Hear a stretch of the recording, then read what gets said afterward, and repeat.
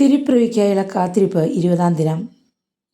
നക്ഷത്ര വിളക്കുകളുടെ കാലമാണല്ലോ ക്രിസ്മസ് കാലം.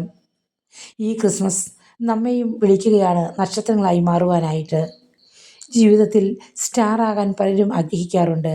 പക്ഷേ സ്റ്റാർ ആകാൻ വേണ്ടി പലരും തിരഞ്ഞെടുക്കുന്ന വഴികളാണ് സങ്കടകരമായി മാറുന്നത്.